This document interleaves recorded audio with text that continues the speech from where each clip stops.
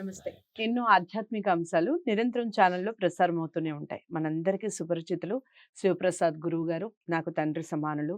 చాలా విషయాలు అటు ఆధ్యాత్మికంగా, పండగలకి సంబంధించి, అలాగే ధర్మ సందేహాలకి సంబంధించి ఎన్నో కార్యక్రమాలు చేసున్నాం. ఇక ప్రతి నెల ఈ మధ్య కాలంలో అయితే 15 రోజులకొకసారి రాశి ఫలితాలతో మనల్ని పలకరిస్తూనే ఉన్నారు.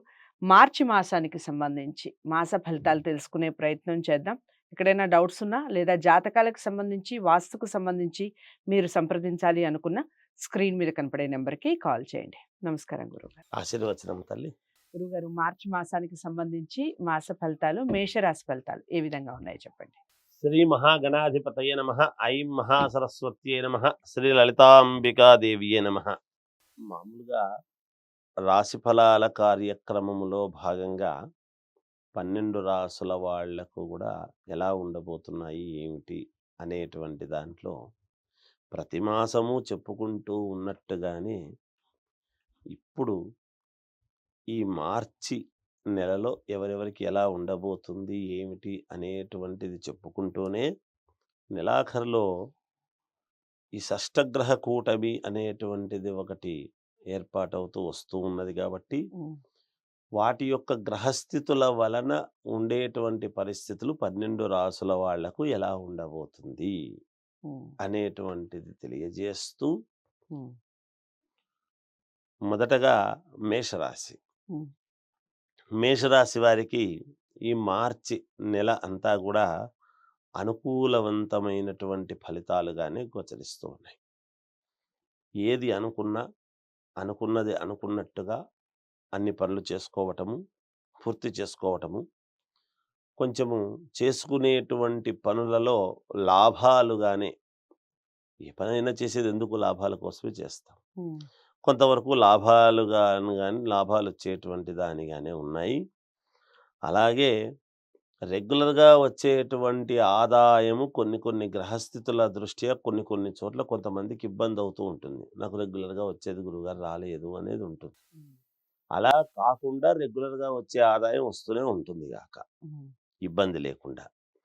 అలాగే నూతన వస్తువులు, వస్త్రాలు ఇవన్నీ కొనుక్కోవటం, అలాగే శుభకార్యాలకు కావాల్సినటువంటి ప్రయత్నాలు, వాటికి సంబంధించినటువంటి యొక్క మాటలు మాట్లాడటము, చేయటము, దానికి తదనుగుణంగా వీళ్ళ యొక్క అడుగులు దాని వైపు ముందుకు వేయడం కూడా జరుగుతుంది గాక.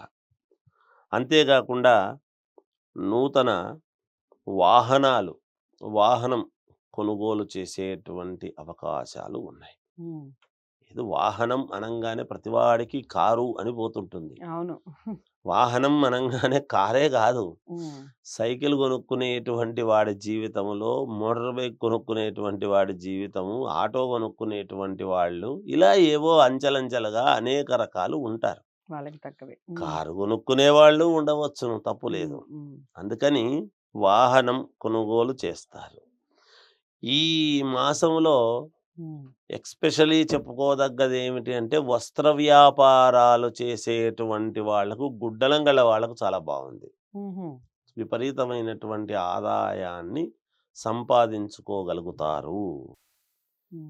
అలాగే అది సంపాదనలు మంచి లాభాలు పొందేటువంటి అవకాశం ఉంది వస్త్ర వ్యాపారం, ఈ దుకాణాల వాళ్ళు. అలాగే మిత్రులను కలుసుకోవటము, సన్నిహితులను కలుసుకోవటము, ఆత్మీయులను కలుసుకోవటము, కుటుంబ సభ్యులతో అందరూ కలిసి కాస్త పుణ్యక్షేత్రాలకు వెళ్ళటము కానీ చేయడము కానీ ఇలాంటివి ఏవో ఉంటాయి. అలాగే దైవ దర్శనాలు ఎక్కువగా, అంటే పుణ్యక్షేత్రాలకు పోతేనే దైవ దర్శనము అనేటువంటిది కాదు, కానీ ఇక్కడే ఉండిన దైవ దర్శనాలకు కొంచెం ఎక్కువగా వెళ్ళటం జరుగుతూ, ఆకస్మికముగా ప్రయాణాలు అనేటువంటివి పడవచ్చును. ఉన్నట్టుండి ప్రయాణం పడింది, నేను ఇలా వెళ్ళాలి అనేటువంటి దీంతో ఉంటుంది. చేపట్టినటువంటి పనులు సమయానికి పూర్తి చేసుకోగలగటం అనేటువంటిది కూడా ఉంది. చిన్న చిన్న ఇబ్బందులు అనేటువంటివి ఉంటాయి, వాటిని కొన్ని అధిగమించడము, ఒక 15 రోజులు కొంచెం అలా, ఒక 15 రోజులు ఇలా అనేటువంటివి కూడా ఉంటాయి, సహజమే కదా. అలా ఉండబోతాయి. ముఖ్యమైనటువంటి ఆలోచనలు ఏవైతే ఉంటాయో, వీళ్ళకి ఎప్పటి నుంచో ఉన్న ఆలోచనలు దాని మీద ఆచరణలోకి పెడతారు. హ్మ్. ఆలోచించడమే కాకుండా ఆచరణ చేద్దాము అనేటువంటి దృఢ సంకల్పానికి వచ్చి ఆచరణలో పెడతారు. ఉద్యోగము కావాల్సినటువంటి వాళ్ళు కాకుండా ఉద్యోగం చేసేటువంటి వాళ్ళు కూడా ఏమైనా ఇబ్బందులు ఉంటే దాంట్లో విజయం సాధించేటువంటి విధముగా ఉంటుంది. హ్మ్. అన్ని రంగాల వారికి సానుకూలమైనటువంటి వాతావరణం కనపడుతూ ఉన్నది. ఏ హ్మ్. రంగములో ఉండినా హ్మ్. ఈ హ్మ్. రాశి వాళ్ళు ఏ రంగంలో ఉండినా అనుకూలవంతముగా ఉంటుంది. ఆర్థిక వ్యవహారాలు అన్నీ గూడా చాలా సంతృప్తికరముగా ఈ ఉంటాయి. మాసంలో వీళ్ళకు ఉండబోతున్నాయి. ఉంటాయి కూడా. హ్మ్. అలాగే మాసము చివరిలో చిన్న స్వల్ప అనారోగ్యం, చిన్న హ్మ్. ఇబ్బంది, మానసికమైనటువంటి చిన్న ఇదేదో కలగవచ్చును. హ్మ్. కనుక ఒకసారి డాక్టర్ దగ్గరికి వెళ్ళి రావటం అనేటువంటిది జరగవచ్చును. ఏది చూపించుకొని ఓ టాబ్లెట్ మింగండనో, ఓ ఇంజెక్షన్ ఏసుకోవటం ఏదో చిన్న ఇది ఉండవచ్చును. పెద్దగా ఏమి ఇబ్బంది పడాల్సినంతటి ఇదైతే ఏమీ లేదు. హ్మ్. ఉన్న వాస్తవం. అంతేగాకుండా వాహనాలలో దూర ప్రయాణాలు ఏమైనా చేయవలసి వచ్చినప్పుడు ఒక మనిషి దగ్గర ఉంటే మంచిది హ్మ్. అనేటివి. ఎందుకంటే వాహనాలేదో మొరాయించవచ్చును. ఉన్నట్టుండి కాస్త ఇబ్బంది పెట్టవచ్చును. హ్మ్. ఒక మనిషి ఇంకో మనిషి తోడుంటే మంచిది. ఎందుకు ఇవి చెప్తామంటే ఏదో భయోత్పాతం అని కాదు గానీ, జాగ్రత్త కొంచెం వహిస్తారు. జాగ్రత్తలు తీసుకుంటే మంచిది. ఒక మనిషికి ఇంకో మనిషి తోడుంటే మంచిది. హ్మ్. ఏది ఏమైనా మేషరాశి వాళ్లకు, విద్యార్థిని విద్యార్థులకు బానే ఉంది. అనుకూలవంతముగా ఉన్నది. హ్మ్. ఇక వ్యాపారం చేసుకునేటువంటి వాళ్ళకు అనుకూలంగానే ఉన్నది. హ్మ్. రాజకీయ రంగంలో ఉండేటువంటి వాళ్లకు కూడా కొంతవరకు అనుకూలంగానే ఉన్నది. హ్మ్.